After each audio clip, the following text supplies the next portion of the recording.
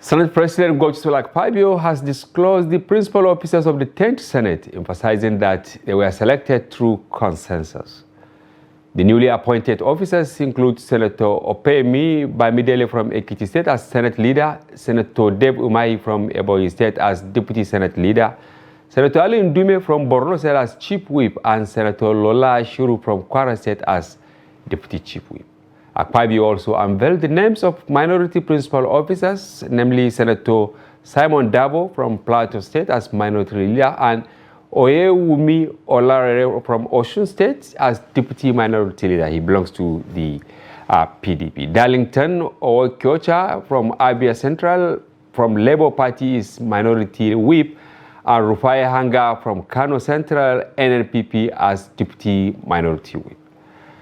Similarly, on Tuesday, the Speaker of the House of Representatives, Tajuddin Abbas, announced the new principal officers of the 10th House of Representatives. He appointed individuals. The appointed individuals include Julius Ehobere, APC Edo, House Majority Leader, Halims Abdullahi, APC Kogi, Deputy Majority Leader, Bello Kumo, APC Gombe, Chief Whip, and Adewumi Onanuga, APC Ogun, as Deputy Chief Whip.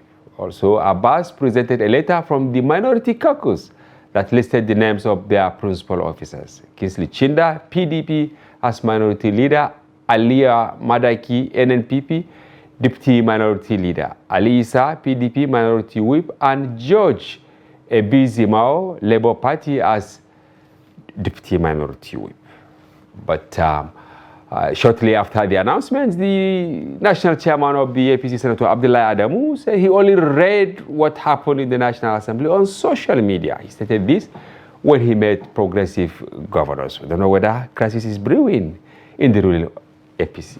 Elsewhere, the Independent National Electoral Commission on Tuesday said it will prosecute 215 cases of electoral offenses committed during the 2023 general elections nationwide. INEC chairman Professor Mahmoud Yakubu stated this while addressing all the resident electoral commissioners at the commission's headquarters in Abuja. He added that the electoral body will work closely with the Nigeria Bar Association, NBA, which he said is willing to prosecute the cases free of charge. Analyzing the polls, Yakubu said the 2023 general elections were the most prepared for when compared to previously held elections. According to him, the February 25th presidential and National Assembly elections were held as scheduled. He added that the bimodal voter accreditation system, BVAS, machines deployed for accreditation performed optimally. The INEC boss described the general elections as one that produced the most diverse National Assembly ever. It is necessary to look at the entire process before, during, and after the election to make an informed assessment. Granted that events on election day are probably the most important in terms of optics of elections, it is also very essential to look at the totality of the process. This is necessary if we are to learn the full lessons of the election going forward. Compared to some previous elections, we believe that the 2023 general election was one of the most meticulously prepared for in recent times. Learning from previous experiences, we started preparations immediately after the 2019 general election, carefully ticking the necessary boxes over a 4-year period. It is the need to learn from both the positives and the shortcomings that makes the stock taking that we are embarking upon today very essential. Among the positive stories is that the security challenge with threatening to derail the elections did not materialize. Concerns that the polls will be disrupted by the perennial insecurity across the country fizzled out on election day, as the elections were largely peaceful. Despite currency and fuel challenges and widespread attacks on our personnel and facilities nationwide, the Commission proceeded with the election as scheduled. The first set of elections, the Presidential and National Assembly, held as planned for the first time in the last 4 general elections conducted in the country. Accreditation using the bimodal voter accreditation system, the BVAS, has generally been scored very high by voters. Our records show that the success rate of the BVAS accreditation stands at 98% compared to the smart card readers' 29.2% during the 2019. This is the first public address by the INEC chairman since the announcement of election results in the presidential elections in February. Hello viewers and welcome to Daily Politics. On this program, we discuss issues around politics, policy and governance. I am Hamza Idris. We'll start today's conversation with the appointment of principal officers in the National Assembly earlier on Tuesday at the resumption of plenary at the National Assembly. And we're joined by the Deputy General Editor of Daily Trust, Ismail Mudashir, who has a lot of experience covering the National Assembly and the presidency. Welcome to the program. Hello, good evening, Malam. Thank you. Yes. What is your take? Should I start with saying, has the National Assembly accommodated all shades of interest, religious zones, and all that from what happened today? You know, it's very funny that hours after the announcement of the principal officers by the presiding officer and the person of the Senate president, yes, a story is flying around that from the national chairman of the ruling party saying that he has no knowledge of what transpired, the appointment of the principal officers. And that's not the tradition. Traditionally, there will be a communication from the national chairman of the ruling party, or as the case may be in the APC, Abdullah Adamu. But now he has said he's read the story on the social media. But while announcing the appointment of the principal officer of the ruling party, the Senate president said the announcements, they came about the list after due consultation.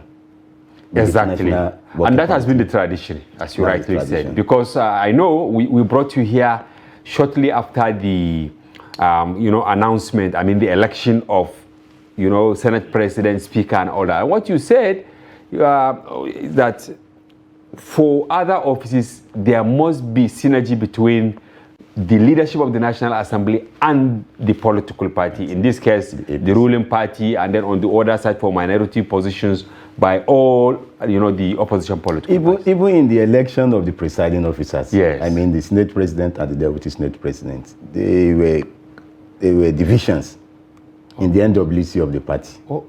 Yes, some people are in support of Akpabio, while others, in fact, the top guys in the NWC, including maybe the national chair. No, I don't know, but what I know, maybe you know what to tell me. What I know very clearly was that there was a division. Some members of the NWC were in support of Akpabio, whilst others are against him, supporting Abdulaziz Yari. Was that why Abdulaziz Yari, there was only a difference of 17 votes, right? Or thereabout, between him and Akpabio, which is quite unprecedented. And it's significant. Yeah, it sends strong signal. Akpabio, as I said during the previous interaction, yes. Akpabio, Abdulaziz Yari, yes, had the support of those people that call themselves the owners of the Senate. Yes, you said they are very influential, and that was how he was able to get as much as those votes. Yeah. Now, what does this portend for the leadership of the National Assembly? If the national chairman of the ruling party says that he read this, on social media, it's really shocking. That tells you there is a disconnect between the two, the Senate and the leadership of the party. But let me tell you, yes, from my sources, reliable sources, yes, in the presidency, Bamidele has the backing of the president. Okay, Tinubu. Yes. Wow. If you check the report we did yesterday, yes, in the paper, exactly, in the Daily Trust yesterday, yes, it was very clear in that report. Yeah, almost all what we prayed, even Chinda that we mentioned in the exactly. It's like they just took our story and then they announced it in the National Assembly, which is a big credit. Yeah, thank you. Yeah. So now, what's going to happen if the president, is with Bamidele, meaning that he's also with what happened in the House of Representatives, but the national chairman has said something. This just reminds me of what happened ahead of the primary election of the party when Abdullah Adamu said that they agree Senator Amel Lawal was the consensus candidate. So what is going to happen now? A lot of people have been saying different things, that there is need for change in the leadership of the party. Yes. And let's see the way it goes. Yeah. But it's like a tough time now. It's going to be and a tough time. This is not coming. Even good for the system that a ruling party, the national chairman will be saying this, and a different thing will be happening, and it shows that they are not on the same page. They are not on the same page. Working at cross purposes. And this is coming few days to the National Executive Committee meeting of the party, meaning it's going to be stormy, Ismail. Yes, I see a stormy session. Okay, but in the interim, before we get there now, assuming this stands, what happened at the National Assembly, stands. Are we going to have a rancor-free National Assembly, by your estimation? No, if you look at the constitution of the principal officers, I think the key stakeholders are carried along. Okay. Yes, don't forget the fact that the parliament as an institution, as soon as the election is over, the presiding officers are named. Yes. Everything is okay. They are set for screening of the ministers and ministerial nominees and every other thing. And the other people, the aggrieved people, the people that contested against those that won, they will find a way of maybe settling them with committees. With committees. All right. Is there anything you would like to add, which I didn't ask you, because it's actually a brief interaction with you? No. Expectation. Everybody is expecting to see the ministerial list. Yeah. And based on the reports that would tell our viewers to maybe get tomorrow Daily Trust, we have a big story that we are working on that is coming up tomorrow. All right. Thank you very much, Ismail Mudashid, Deputy General Editor, Daily Trust, for coming to the program. Thank you, Malam. We have to have you again. Thank you, sir. We also will go on a short break, and when we return, the second leg of the program on a different issue commences. Don't go away.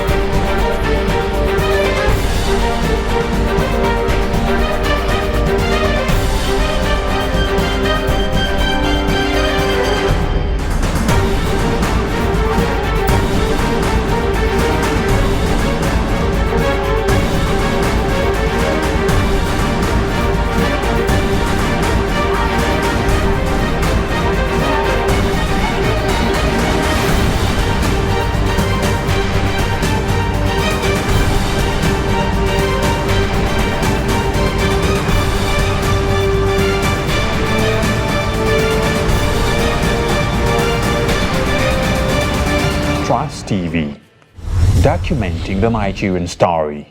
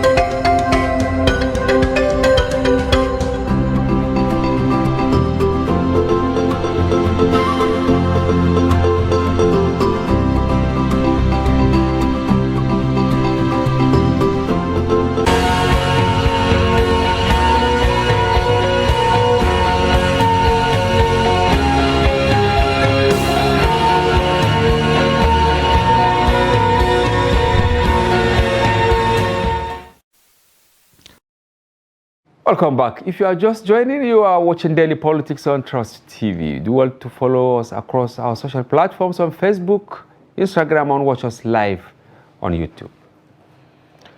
The demolitions in Kano is still on. So far, millions and even billions of naira worth of properties have been lost to the exercise described by the current administration of Governor Abba Kabir Yusuf as a mechanism to reclaim government land illegally sold by the previous administration of Governor Abdullahi Umar Ganduje. Without a clear end in sight, there are allegations that the current governor might have started losing goodwill, allegedly, from some quarters due to what they describe as a personal vendetta against the previous administration by the incumbent. But some people close to him say he's as popular as ahead of the elections. To persuade on more on these emerging issues, we are joined by Dr. Ahmad Zubair Chedi. He's a former chairman, Academic Staff Union of Polytechnics, ASU, Kano State Polytechnic Chapter. We also have in the studio Sheikh Tijani Ibrahim. He's an Islamic historian from Kano. Gentlemen, welcome to the program. Welcome. We're happy having you in our studio. Dr. Zubair, we brought you purposely to the studio because where you teach is one of the contentious areas, the Kano State Polytechnic. What really happened? Because you also led demonstration during the exercise, during the Ganduje administration, when there were moves to actually encroach into that environment. Yes. Kano State Polytechnic was established in 1976. 1976. Yes, and one of the objectives of establishment of Kano State Polytechnic is to provide training, research in science, technology, commerce, humanities, and any other sphere of learning.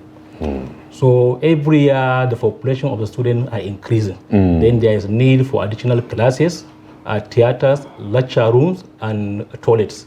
So in around 2018, then so many programs were mounted. Then we need additional classes and other facilities. Therefore, a letter was written to His Excellency Executive Governor that we need development in the areas, that's in our land, where we are going to open the new programs. But unfortunately, instead of developing the land, then the land was sold. But how do you mean? You increase the number of programs in the Polytechnic. And of course it has land, and you now wrote to the governor that, okay, we have introduced more courses and we need facilities to start the programs, right? Yes. But so instead of now building maybe lecture theaters, laboratories and all that, something different happened. Yes. We were informed that the government was planning to sell the land. So we followed the issue amicably through writings and meetings of the government official, but unfortunately the government continued with its plan. Then later, 2 days after meeting with the management, then we saw beacons demarcating one plot from another plot, about 123 plots. Wow, within the university? Yes, within the Polytechnics, within the boundary. Within the boundary of the Polytechnic. Yes, and 100 by 100 feet. Wow, that is huge. Of course. So at that time, so we followed all the measures that to make sure that the government received its decisions, but unfortunately, it failed. Therefore, then we decided to make a demonstration process so that people, the general public, can know and can intervene. So we invited about 21 journalists from print media, radio stations, and television stations to witness and then to communicate to the general public. That is what is happening in the Kano State Polytechnic. But unfortunately, the government didn't receive its decisions. Then we advised those who want to buy. We told them, don't buy the land, because the land is owned by Kano State Polytechnic. One day there will be a time when the land will be reverted to the Kano State Polytechnic. But unfortunately, they didn't consider our advice. So they went ahead also then to fight for the land. You were the chairman of Academic Staff Union of that institution. Were you not scared when you spearheaded the demonstration? Of course, we were intimidated and victimized. Even one of the principal officers from the management of the Polytechnic was victimized just because of supporting us in the platform of the WhatsApp. He just support us, not even participating. Wow. He was removed from his office. And me, myself, as the chairman, they tried to force me out of the school to the ministry. But because at that time it's only 1 month to the second election, that's to my second tenure. Okay. But they said that since it's only 1 month, let him fail the second election. So the government tried then to make sure that I didn't win the second election. And so the government also participated in the election indirectly? Of course. But you won? Of course I won. And that was the first time when somebody was elected for the second time in the history of Council Polytechnic. Nobody has won elections 2 times. Now, the space in the Polytechnic, which were allocated 123, 100 by 100 feet, have they erected structures there? Of course, they've erected. They built houses and small-scale factories for producing table water and sachet water and block industry within that Polytechnics. Is it the same place we call Salanta? Or? Yes, it's around Salanta because it's Salanta by west, that is by south, by north is along Buke Road, by south is by west is along Sheikh Jafar, then by east is along Yahagusa Road. Wow, Sheikh, let me come to you. It's like your area of interest is what happened at the Hajj camp. Of course, you have interest across Kano, but you are disturbed as a historian. Can you shed more light why you have problem? Because every society needs development, and if shops were created around the Hajj camp, does that amount to encroachment? Well, initially, the Hajj camp was established by Emir of Kano, Bayero, the grandfather of the present Emir of Kano, when he came back from Hajj in 1938. What? In 1938. That's about 80 years ago. Okay. After coming back from Hajj, he established the Hajj camp because of what he saw on the road, Sudan, Chad, and Saudi Arabia. So he established a Hajj camp because then all pilgrims from West Africa converged to Kano. Then from there, they will be taken to Hajj under the West African Pilgrim Agency, that is WAPA. Presently, there is an area in Kano well known to be called WAPA. So, honestly, this is the first time I even hear WAPA acronym, yes, right? WAPA. Yes. So it is West African Pilgrim Agency. Oh. So pilgrims will converge there and they will be taken to the camp. So the camp was established then. Enough space were there, and a Jumat mosque was erected there. And there are more than 100 houses, two bedrooms houses, which is for the pilgrims to stay there for 2 nights, 3 nights before they will be taken to Hajj. And this has been happening even before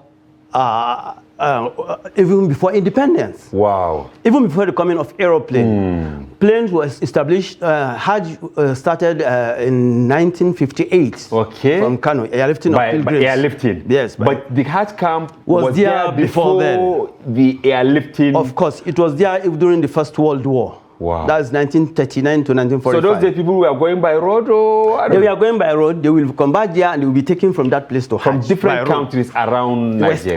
West Africa, of course. Then later on, they continue coming there from all over Nigeria.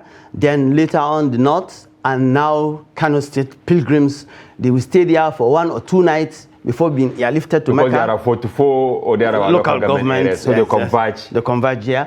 And when they are back, they will stay there 1 or 2 nights to collect their goods. So this place is meant for Allah subhanahu wa ta'ala because Hajj is one of the pillars of Islam. So we are not happy when the government was trying to encroach into the place and turn it into shopping malls and give it to an individual. I mean, so you mean one individual? Or an many individual was given to create to build a shopping mall there. But is it that after some of the facilities were destroyed? After demolition, 130 houses. What? 132 2-bedroom houses were destroyed. With a Jumat mosque was destroyed there. And Sheikh, are you sure what you are saying? Of course. Mosque destroyed there. Of course, a Jumat mosque for that matter, and and a dispensary, 1 dispensary and 2 courts were all demolished by the past administration, and the land was given to an individual, which is Islamically wrong. Even if you have a house, you build a mosque in the house, you don't have any other right to carve a shop from that mosque. It is something we call in Arabic hubus. Okay. Hubusi is for Allah subhanahu wa ta'ala. Whatever you give to Allah subhanahu wa ta'ala, you will not take it back. Even if you want to dispose it. You cannot take it back. Your children will not inherit it. You cannot cut a portion of it and sell it out. Islamically, it's not allowed.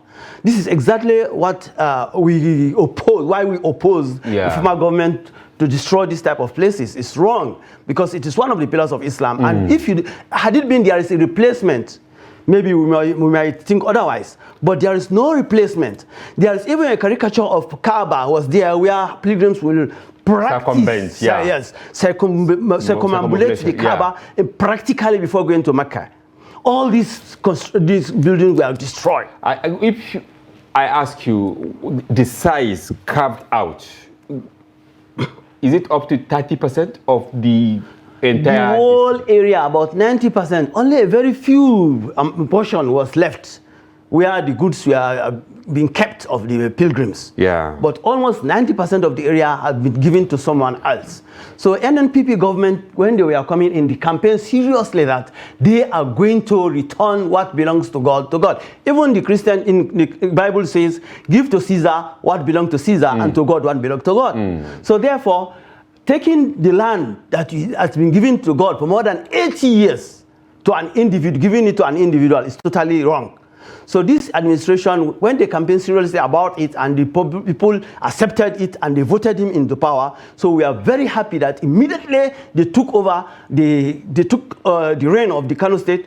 They started to destroy all these places, construction built by an individual. Yeah. They are now returning the land to Allah subhanahu wa ta'ala. Doctor, the Ganduje people are not here to defend themselves. So I'm compelled to play the role of the devil's advocate, right?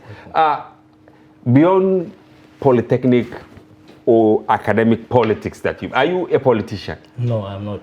Because there is this allegation that some of you are actually politicians trying to discredit the previous government. No, I'm not politicians, but as an academicians, whatever decision we are going to take, then we have to make what is called cost and benefit analysis. Okay. That is to identify what is the cost of that decision and then what is the benefit. Then you consider the one that has the highest benefit.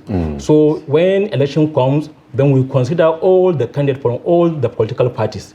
Then we evaluate them. We make a comparative analysis among them. Yeah. Then especially for these two candidates, when it comes to the election, there are two prominent candidates or two parties that they are most prominent. Yes. So we make a comparative analysis between these two candidates. One, for the NPP candidate, he said that he will continue from where Kwankwaso stopped. Yes. And we know where the Kwankwaso stopped. Yes. Kwankwaso established 2 universities when he was the governor. He established vocational training center in all the 44 local governments in Kano State. Kwankwaso regime built technical schools in many local governments. School for Arabic studies in many local governments. Kwankwaso, when he was the governor, he gave jam form free.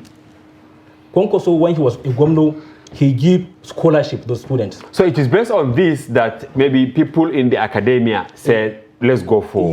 Because of what Abba said, he said that he will continue. So we know where the Kwankwaso stopped, therefore Abba, he will continue from there. Yeah. Then for the other candidate, APC, he even swear by God, he will continue from where Ganduje stopped.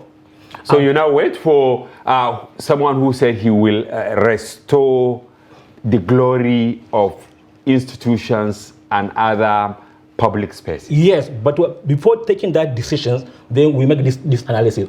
For somebody who said he will continue from where Ganduje stopped, we know Ganduje sell land belonging to the school. That allegedly. Yes. But all governors give land, But all governors allocate land. It was sold. Okay. That is one. That's an allegation, doctor. You're sure he sold them? Not allocated them, because governors are allowed to allocate lands all over the country, But Sheikh is laughing. Maybe Sheikh should come in here.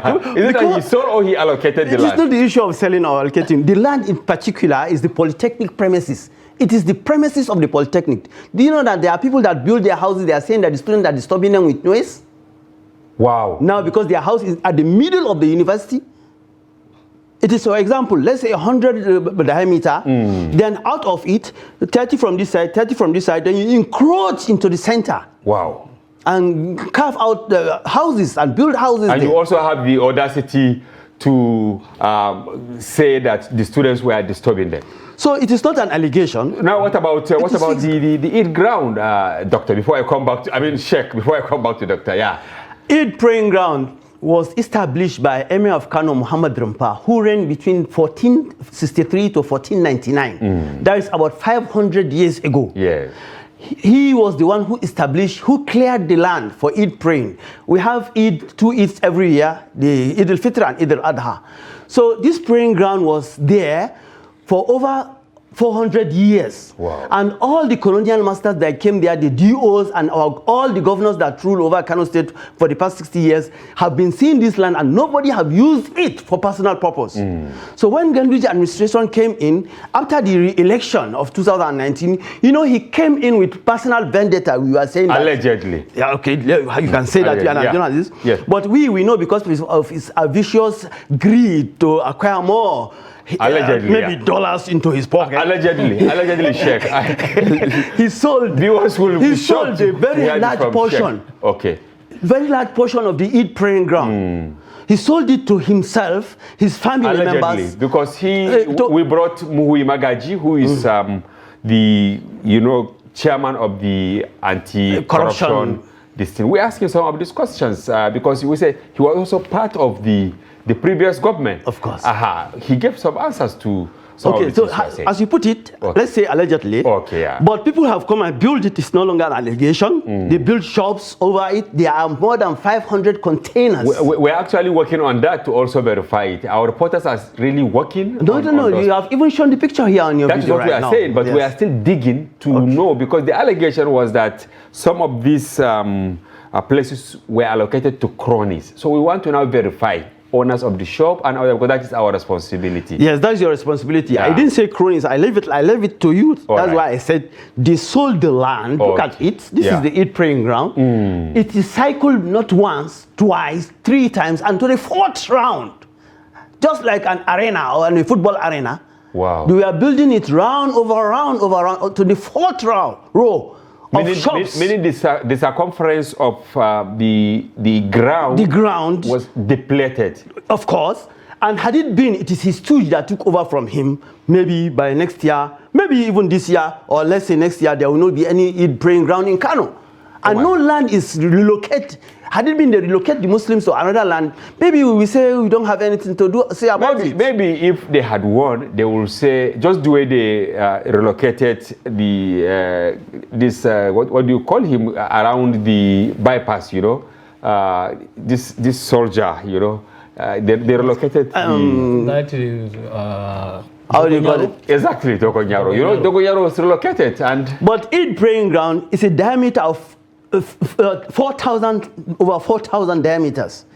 And this is about 500 years ago, this place was a mark for Eid praying ground. Do you have such land now within the suburb of Kano? We don't have such land there. Yeah. So therefore, had it been there is a replacement, we will not object to it.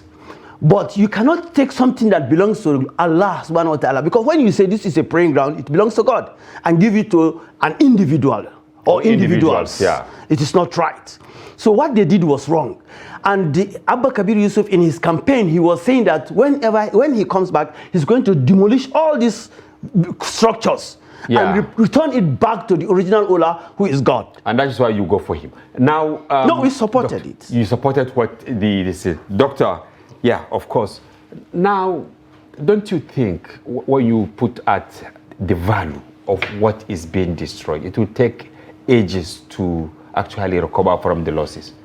No matter the value of it, is fewer or it's less compared with that value of education. Okay. Because as at now, in the Polytechnic, we are offering about 73 different courses. What? 73 different courses in the Polytechnic. Yes, in the Polytechnics. And when it was established in 1976, they are offering less than 5 courses. Less than 5? Less than 5. But at now, we are offering 73. And every year we are trying to mount new programs, because with this technological advancement, then there's need to mount new program, and we don't have the land then to build the classes, and especially for the toilet. We have shortage of the toilet. We have more than 1,500 staff, but we don't have 100 toilets. For the female student and female staff, there's nowhere to go to eat themselves. But for the males, they go to the bush.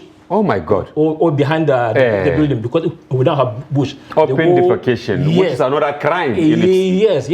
But for the female, there's nowhere to go. So meaning it will discourage even their participation of course. in learning. Even some, they have suffered from infections because God. there's no good toilet. We don't have offices.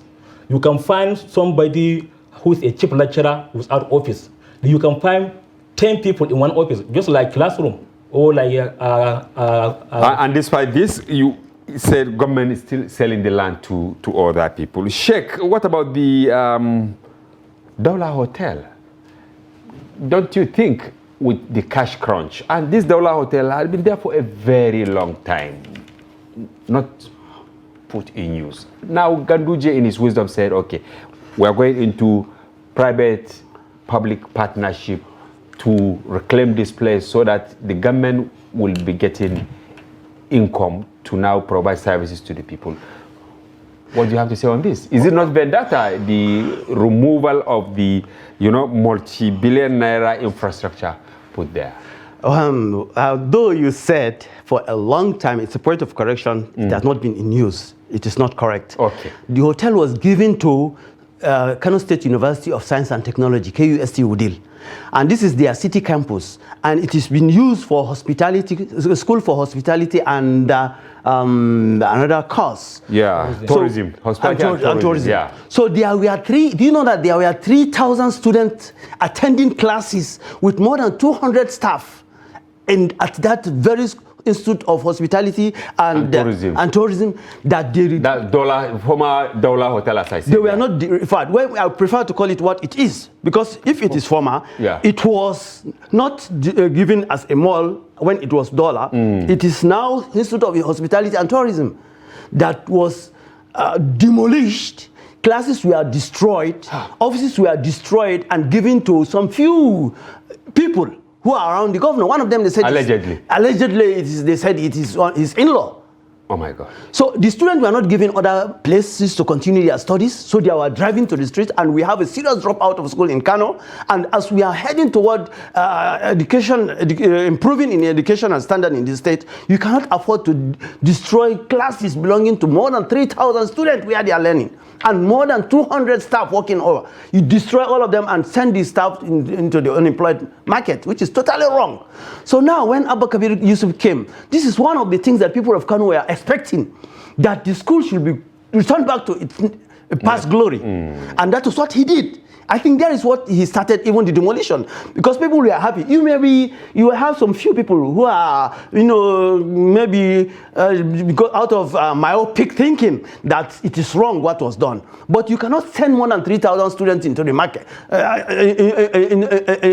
doing nothing, drop out from schools, while you give it to a very few friends so that you can build a mall from it. Doctor, the fear is someone has destroyed something.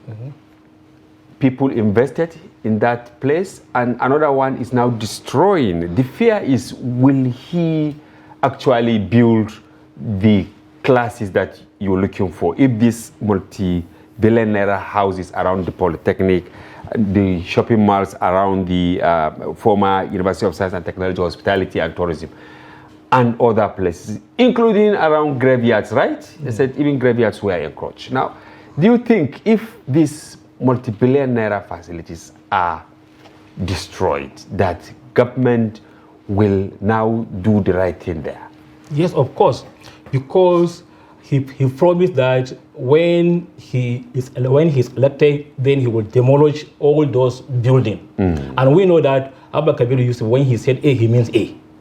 And that's why within 30 days of assumption of office, then he fulfilled his promise.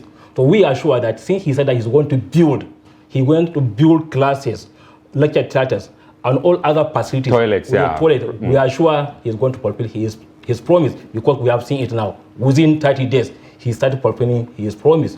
Then for the salary, during that past government, we don't know the tentative date of our salary. From time to time, our salary are deducted. Pensioners, their pensions are deducted. But Abba Kabir, within 1 month, then we receive our salary on the 7th. Yes, and there's no deductions. Pensioners receive their pensions without the deductions. So we are sure when he said A, he means A. Okay, well, Sheikh, the Ganwa, right? Or Badala? Right. They call it Ganwa in Bauchi. Yes. In Kano, they call it Badala. Right. People are saying it wasn't Ganduja, of course, who started encroaching on Badala. That is the city wall. Yeah, even during Shekaro, some people encroached on it. Yeah, Konkoso also allocated lands around or on top of Badala. Will Abba Yusuf go and reclaim those lands allocated by Konkoso and by Shekaro, and even other governors, both military and civilian, before them, as a historian? Yes, let's go back to history. One of the great wonders of the world is the Great Wall of China. It's one of the great wonders of the world. So we have our pride. We are people of culture, we are people of religion, and we are very proud of our history. Therefore, definitely some portion of the city wall has been allocated on different occasions, on different years, by different administrations. But the most important thing is when you are allocating any dangerous sites, if you allocate it to a building, for example, Gida Murtala, because of the dangers in that area, was constructed on that position. So if there is any place, also Gida Murtala, it is part of it, because some of them are and some of them are even arguing that if they are going to destroy their own present allocations, they should start with Gida Murtala. But why was Gida Murtala allocated? Because there is no place then to build such building which will also protect the interests of the people, especially people living around that area, because of the insecurity of the area. So therefore it was built there. So also some areas, but this time around people cried. For example, there is a school, WTC, Women Teachers College in Kano. At the back of the female students' toilets, they built a very huge filling station with a skyscraper building behind it, which is overlooking the female toilets. People complain seriously. There was even a program on Freedom, one of the media houses in Kano, that people were complaining seriously that this construction is wrong. They should not build this type of building behind the female hostels. And of course behind their toilet as well. But nobody listened to it. So it is this type of thing we hopefully, Abba Kabir Yusuf is going to destroy this type of buildings that were built wrongly or on a wrong position. There is a mall overlooking Kano zonal headquarters. How do you call it? Police zonal headquarters, zone 1 in Kano. There is a large building overlooking it. I could remember here in Abuja when the US embassy was here, they built something was built opposite them. They said it is wrong. So it is also wrong. It's a security area. So overlooking the Kano zonal 1, zone 1 police headquarters, overlooking it is a large, I think, 5-story building mall belonging to one of the families, allegedly, as you are saying, of the governor. So if this type of things is verified and they are removed because it is illegal to remove, I don't think anybody is going to raise an eyebrow, except somebody that is benefiting from it. Definitely, you have seen some demonstrations. People are demonstrating. Even my cousin owned a building, 2 buildings inside the Eid praying ground, a cousin of mine, of whom I'm benefiting from his wealth. But the building was destroyed because of the interest of the people. Doctor says that he isn't a politician. Are you also not a politician? Because it's like you are supporting the governor. I'm not supporting. We are supporting good governance in Kano. We are not supporting. I'm not a politician at all. I have not even collected my voter's card. Wow. So I'm not politician. I went and did my registration, but I have not collected my voter card. So you didn't even vote for. You are pro people. So now, Doctor, going forward, because some people are saying, even if something is wrong, 2 wrongs cannot make right. I know that when Abba was sworn in, he said a committee will be set up to verify some of these things and then action will be taken, which people applauded. But few days after he said that, we didn't see the committee. We only started seeing the structure, demolitions here and there indiscriminately. Yes. Are you happy that he didn't wait for the committee to actually work and then submit the report and then go to court to get directive before demolition starts?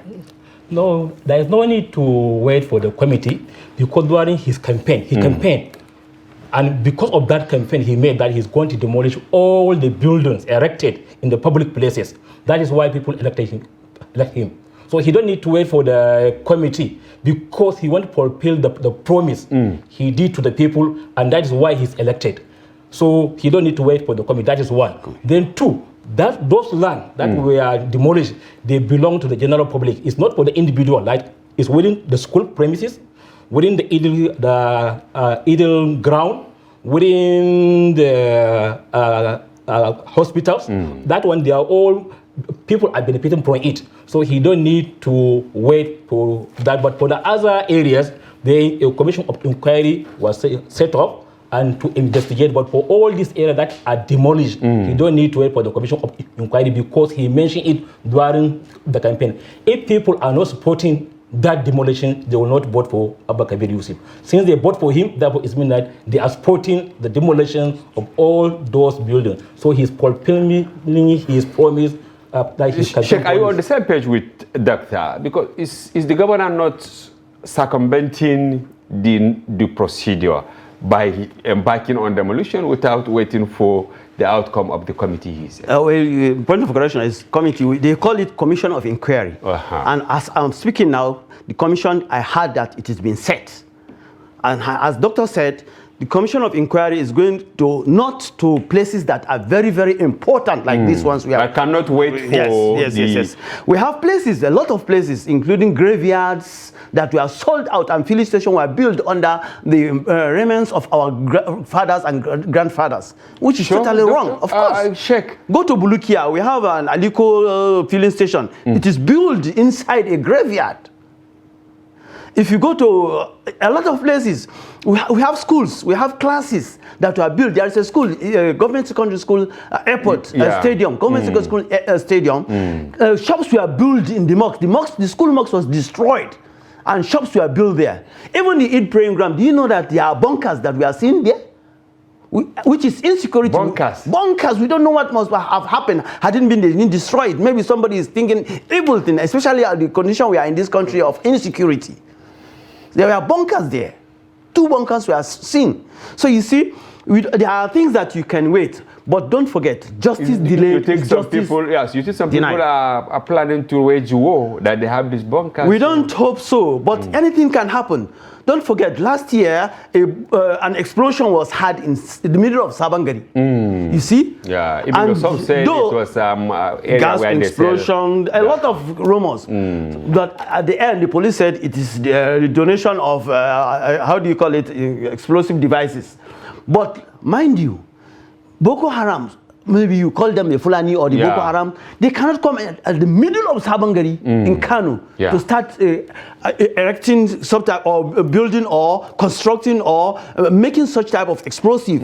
Maybe they will go in the outskirts of the city. So everybody is very, very security conscious in Kano. So therefore, seeing these bunkers is a thankful thing to Allah subhanahu wa ta'ala. We don't know, maybe there is a plot. We don't hope so. On our Eid praying ground, which will affect the governor, our emir, and ourselves. Okay, Doctor, you know, government is a continuum. We are rounding up the program. Government is a continuum, and many of these people actually follow legitimate way to get allocation. They get their building plans approved by, is it Kanubda, or what do you call it, before they do this? Do you think some of these people who legitimately acquire some of these lands will get justice from the governor without necessarily going to court? I don't think even if they go to court, then they will win. Because even before the allocations, at that time when we were demonstration, we told people not to buy because that land is the public property. And then whenever decision is going to be taken, then you have to consider the overriding public interest. So that one is given to some few individuals. But those land is going to be used for many years because a building is done for the classes. Every year student will be utilizing it. But for the house, there is only one person and his family. Therefore, even when they go to court, even though I'm not a lawyer, but I am sure that because... I'm not a spokesperson of the government, Yes. Okay. I am sure that because when you consider the general public is override the interest of an individual. Okay, finally, Sheikh, if maybe after 3 years or 4 years, Governor Kabiru Yusuf do not do the right thing, maybe restore the houses around the Hajj camp or build toilets, classes around the Polytechnic and the Daula Hotel. If we invite you here to come and call him out, will you come and call him out for not doing the right thing? Of course, I will. All right. Mind you, do you know that there is something very important? Do you know that the past administration was trying to sell the Kano Zoological Garden? It was a veteran American that came here and said that he's going to take the governor to the International Court of Justice if he dares sell the Zoological Garden. Which is actually a conversation for another day. But you have given me a commitment that you will come back. You will also come back. Of course. All right. I thank you for coming to the program. Viewers, all this while, we've been with Dr. Ahmad Zubair Chedi. He's former chairman, Academic Staff Union of Polytechnic, ASUP, Kano State Polytechnic Chapter, and Sheikh Tijani Ibrahim, a historian from Kano City. We thank you for coming to the program. And viewers, that's a wrap on today's edition. Join us tomorrow for another interesting package. Bye-bye for now. I'm Hamza Idris.